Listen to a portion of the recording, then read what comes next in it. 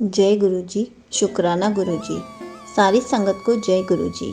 आज मैं आप सबको बताऊंगी 12 तीर्थ स्थानों का पुण्य मिलता है बड़े मंदिर में। बड़े मंदिर में ऐसी कौन सी अलौकिक शक्ति है जहां 12 तीर्थ स्थानों का पुण्य मिलता है। गुरु जी ने अपने 28वें वचन में बड़े मंदिर को 12 तीर्थ स्थानों से क्यों जोड़ा था। भगवान भोलेनाथ के परम साधक और तत्व वेद गुरु जी ने आखिर क्यों अपने वचनों में अपने बड़े मंदिर की तुलना भारत के प्रमुख तीर्थ स्थानों से की।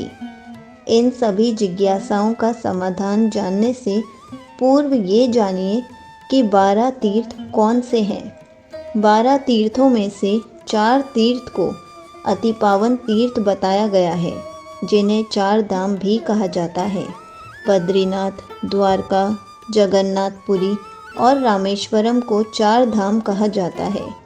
अन्य 8 तीर्थों में हरिद्वार, पुष्कर, प्रयाग, उज्जैन, नासिक, गया, मथुरा और वृंदावन का नाम आता है। इन सभी 12 तीर्थ स्थानों के दर्शन का सौभाग्य हर कोई बात नहीं कर पाता।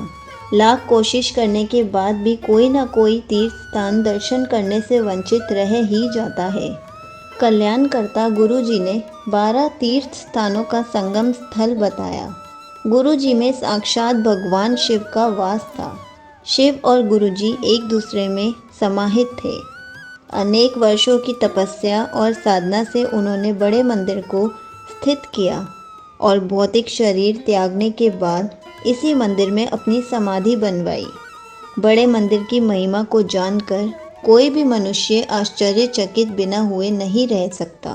भगवान शिव एक अलौकिक चेतना के रूप में इस मंदिर के कोने कोने में विद्यमान है। गुरु जी ने अपने जीवन काल में बड़े मंदिर का गुंबद शिवलिंग के रूप में बनवाया था। बताया जाता है कि अनेक प्रकार की कठिनाइयां आने के बाद भी गुरु जी ने इस अद्भुत और अलौकिक शिवलिंग के गुंबद का निर्माण कार्य बंद नहीं होने दिया।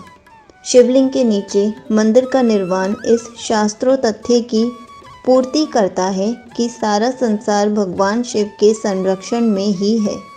हम सब भगवान शिव की सेवा के ही पात्र हैं और शिव जी हमें विनाश से बचाते हैं और हमारे भीतर जो भी नकारात्मक शक्तियां हैं उनका विनाश भगवान शिव ही कर रहे हैं। गुरु जी चाहते थे कि हम खुद अपने आप को भगवान शिव को सौंप दें। बड़े मंदिर में आपका प्रवेश भगवान शिव में प्रवेश का प्रतीक है। शिव और ओम की ध्वनि ब्रह्मांड का मूल है और इसी से जगत का कल्याण संभव है। बड़े मंदिर में भगवान शिव के मंत्रों का उच्चारण हमेशा चलता रहता है। यहाँ आने वाली संगत मंदिर के हर कोने में ओम नमः शिवाय की ध्वनि सुनकर शांति का अनुभव करती है। गुरु जी की कृपा से यहाँ आने वाले हर व्यक्ति शिवमय हो जाता है। गुरु जी के साथ लगी शिव की मूर्ति हमें गुरु और शिव का एकाकार होने का बोध भी कराती है। संगत जी, गुरु जी के बड़े मंदिर में साक्षात भगवान शिव का निवास है। शिव पुराण में और नंदी पुराण में भगवान शिव ने कहा है कि मैं हर स्थान पर विद्यमान हूँ। विशेष रूप से ज्योतिर्लिंगों के रूप में 12 स्थानों में मेरा वास रहता है। साधारण बहुत ही काया वाला इंसान नादान और अज्ञानी है। हम गुरु जी की लीला को कहाँ जान सकते हैं। हो सकता है कि गुरु जी ने भगवान शिव की 12 ज्योतिर्लिंगों की तुलना बड़े मंदिर से की हो। यदि ऐसा है तो गुरु जी की कृपा से हम बड़े मंदिर में आकर 12 ज्योतिर्लिंगों के दर्शनों का पुण्य एक साथ प्राप्त कर रहे हैं। गुरु जी के बड़े मंदिर में आने से हमें सोमनाथ, मल्लिकार्जुन, महाकालेश्वर, ओमकारेश्वर, केदारेश्वर, भीमाशंकर, विश्वनाथ, त्र्यंबकेश्वर, वैद्यनाथ, नागेश्वर, रामेश्वरम और कृष्णेश्वर जैसे भगवान भोलेनाथ के 12 ज्योतिर्लिंगों के दर्शन का पुण्य एक साथ प्राप्त हो रहा है। बड़े मंदिर में आने से न केवल 12 तीर्थों का पुण्य प्राप्त होता है, अपितु गुरु जी का विशेष आशीर्वाद भी प्राप्त होता है। इसलिए गुरु जी ने अपने वचन में कहा था, बड़े मंदिर में जो संगत आएगी उसे मेरा आशीर्वाद प्राप्त होगा।